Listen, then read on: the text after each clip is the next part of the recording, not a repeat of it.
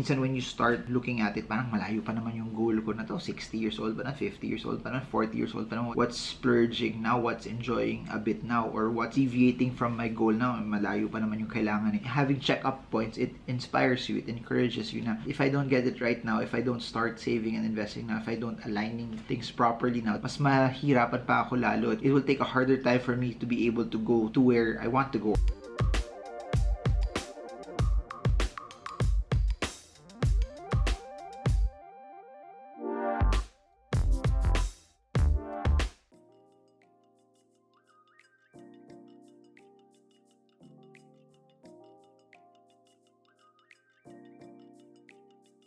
8 months have passed already, at least for the year, and it's almost 3 years already since the coronavirus pandemic slowed down and locked down the world. Everything has been moving so fast. What's nice though is things are starting to reopen, but if you look at it from some aspects, not every segment or every part of the economy has started to rebound. One of the things that I do with my finances is I try to reassess, recheck where I am also towards my financial goals, and it's very important to do that on a regular basis so that you can check, are you very near or very far from what you're targeting. If you've watched my previous videos, I mentioned about making short, mid, and long-term goals, and I do checkpoints at certain portions of the year to see where I am up against where I want to be. You could also do that. You can check if you set a target for your emergency fund of say 100,000, 500,000, a million. That would also let you know that if you're very close already to your goal or that particular target of savings, then it would be easier for you already that the next time you start earning to maybe start investing it, putting it in other avenues. Or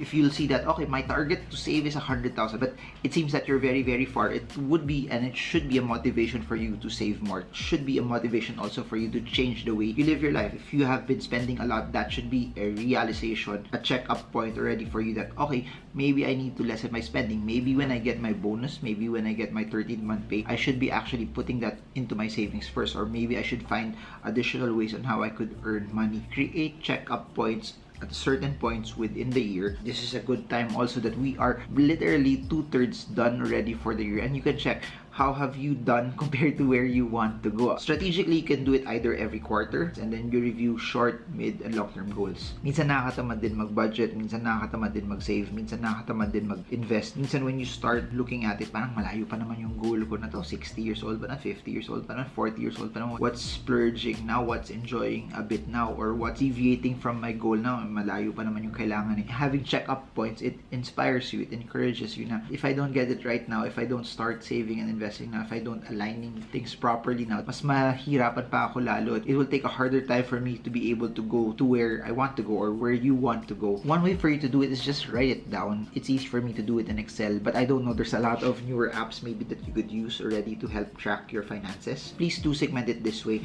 Short-term goals, that's where you put all of your savings goals, all of your emergency fund goals. Mid-term goals, those should be for investments already that could have bits and pieces of volatility. Those could be also for investments that you want to hit for a certain target that you may want to use also for the midterm. Your long-term goals also, these are goals that are key ticket items already, things that you dream of, that sometimes that you may not be able to do it at one glance based on the salary that you have, based on the savings that you have, but if it's done properly over the long term, it's something that could be hit, it's something that could be attainable, and it could be the ability to be able to quit your job and not work for anyone else, the ability to be able to maybe live overseas and have enough money, have enough savings, have enough investments that you don't also have to think, you don't have to worry that what if I don't get an extra piece of job, what if I don't work, what if I don't get any revenue sources, or what if someone gets sick. Those are the things that you need to structure in as part of your long-term goals. Key ticket items that would take a large amount of money for you that you can't actually do it and fulfill it within a year. So I want to add this also, maybe for your midterm goals, those are things that could be achievable maybe at 1 to 3 year period, and that also will determine the amount of risk that you need to put in. I've said this in previous videos that if you are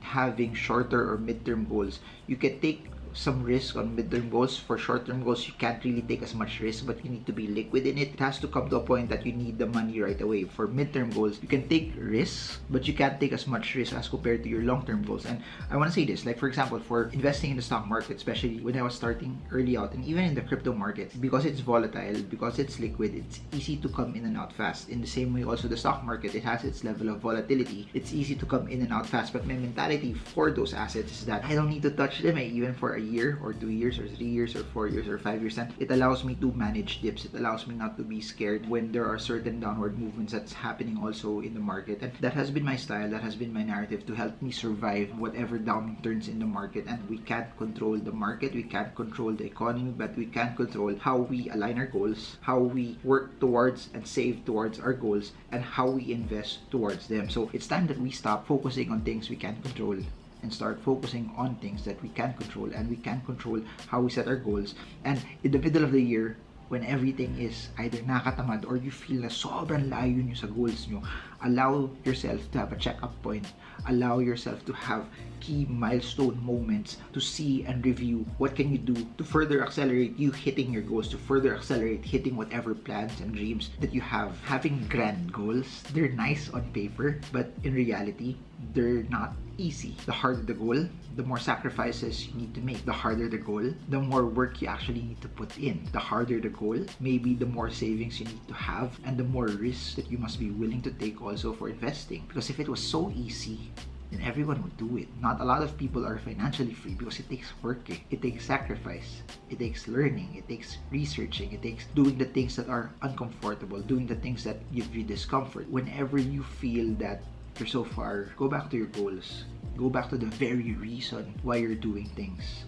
Because when you go back to the root of why you're doing it, if you go back to the root of why you're investing, why you're sacrificing, why are you saving, why are you not buying this stuff right now when it's easier to buy stuff, it's easier to enjoy that stuff. Going back to the root and having checkpoints enables you to be recharged, to focus fully on the things that you actually need to do, the stuff that's important. I hope that this helps you. I know I talk a lot about investments, but it's hard to have full grasp of investments if you don't know what you're investing for. If you don't check up also on, okay, I'm investing, it's actually earning, but where is it in the grand scheme of things? It's not just about earning more, it's about how much of what you're earning is actually hitting the bottom line of whatever goals that you want to hit. So I hope this helped you. If you enjoyed content like this, put in your questions below.